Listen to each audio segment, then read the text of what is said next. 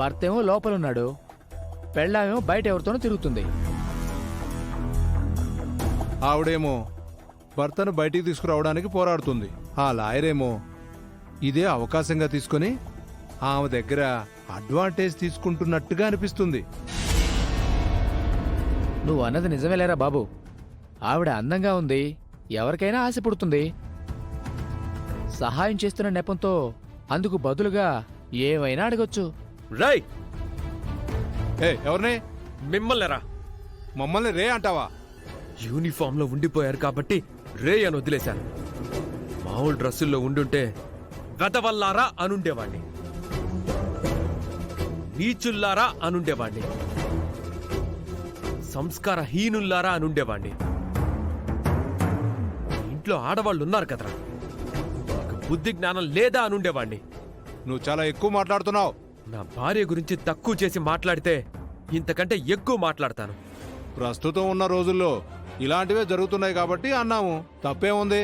సంప్రదాయాలకు, ఆచారాలకు, కట్టుబాట్లకు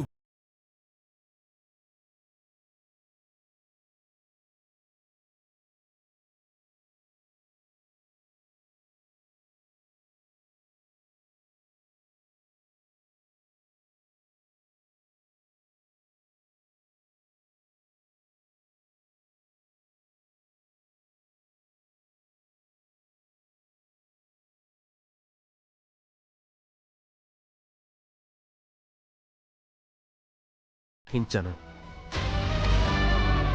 తీసుకువస్తాడని చిన్న కొడుకుపై ఎంతో నమ్మకం ఉండేది. జనాలందరూ అదే నమ్మకం పెట్టుకున్నారు.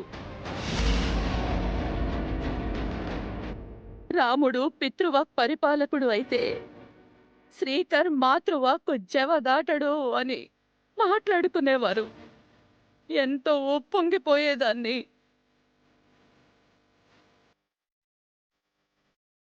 అటువంటిది నా కొడుకు అమ్మని మోసం చేసి అవనిని చేసుకునొచ్చాడు.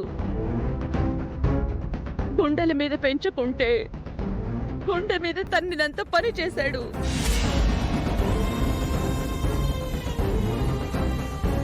వాడు పూర్తిగా అవని చేతిలో కీలుబొమ్మ అయిపోయాడు. అవని ఇప్పుడు వాడి జీవితంతో ఆడుకుంటోంది. వాడు స్టేషన్లో కూర్చునే పరిస్థితికి తీసుకొచ్చింది. దాని మర్మమేంటో నాకు తెలుసు, దాని బుద్ధేంటో నాకు తెలుసు.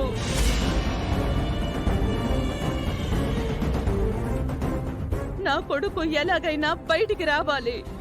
నువ్వే నా కొడుకుని కాపాడాలి. ఇప్పటికే నా కుటుంబం చాలా కష్టాల్లో ఉంది. మా కష్టాలని తీర్చు తల్లి.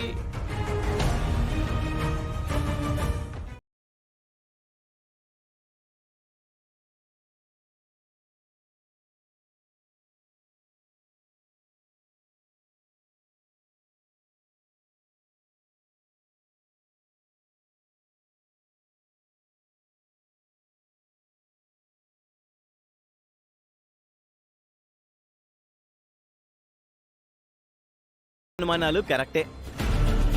అవని నా తమ్ముడి మీద ఏదో పెద్ద స్కెచ్చే వేసిందని నాకు అనిపిస్తోంది. రేయ్, తొందరపడి అలాంటి మాటలు మాట్లాడకండ్రా అని మీకెన్నిసార్లు చెప్పాలరా? ఆ తల్లి బిడ్డల మీద కుటుంబం మొత్తం పగబట్టింది. వాళ్ళు ఎంత చేసినా కొంచెం కూడా మీకు కనికరం అనిపించడం లేదు. ఏదో రకంగా నానమ్మ దగ్గర నుంచి ముక్కు పుడకను కొట్టేయాలని వాళ్ళు ప్రయత్నం చేస్తున్నారే గాని శ్రీకర్ బాబాయ్ మీద నిజమైన ప్రేమ ఉన్నట్టుగా నాకు అనిపించడం లేదు. డబ్బుల కోసం, ఈ ఇంట్లో స్థానం కోసం ఆశపడి కన్న తల్లినే ఇంత చిన్న వయసులో కాదనుకున్న దానివి నువ్వు కూడా ప్రేమ ఆప్యాయతల గురించి మాట్లాడుతున్నావా? ఇల్లరికం, నువ్వు అవ్వని పిన్నికి అక్షయకు భజన చేసుకోవాలనుకుంటే చేసుకో. నన్నేమైనా అన్నావంటే మాత్రం బాగుండదు.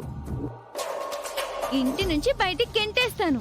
చిన్నపిల్లతో మాటలు అనిపించుకుంటున్నాం. అవసరమా నీకు? శౌర్య, చిన్న పెద్ద లేకుండా ఏంటా మాటలు? అనకుండా ఎలా ఉంటుంది నాన్న? అలవాట్ల దగ్గర, పూజల దగ్గర, చదువు దగ్గర ప్రతి చోట అక్షయ్తో పోలుస్తూ అవమానిస్తూనే ఉంటాడు. అలాంటప్పుడు అందా మరే. అసలు శ్రీకర్ గాని కాదు, ముందు ఇదిగో లోపల భావనేసేయాల్సింది. నస వదిలిపోయేది. ఇంకా ఆపండ్రా. నా బాధలో నేనుంటే మీ గొడవలేంట్రా? మీలో ఎవరికైనా చేతనైతే శ్రీకర్ను బయటికి తీసుకొచ్చే ప్రయత్నం చేయండి, లేదంటే మౌనంగా ఉండండి. అంతేగాని మనశ్శాంతి లేకుండా చేయకండి. చెప్పండి పూజారి గారు. అఖండ దీపం గురించి నీకు చెప్పాను కదమ్మా. అవును. ఇదిగో ఇదే. ఈ రోజు రాత్రికి నువ్వు దీన్ని వెలిగించి దీన్ని పట్టుకుని గుడి చుట్టూ 108 ప్రదక్షిణలు చేయాలి. అఖండ దీపం కింద పడకూడదు, దీపం ఆరకూడదు. ఆ విధంగా నువ్వు 108 ప్రదక్షిణాలు పూర్తి చేయగలిగితే నీ సంకల్పం నెరవేరుతుంది. నువ్వు చివరగా చేయవలసిన సేవ ఇదొక్కటే తల్లి. సరే పూజారి గారు.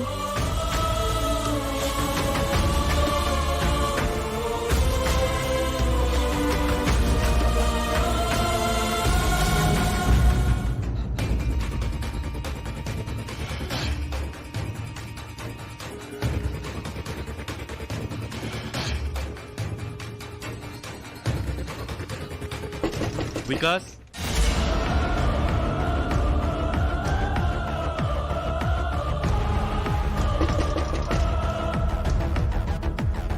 వికాస్, నేను ఎస్ఐ ప్రతాప్ని.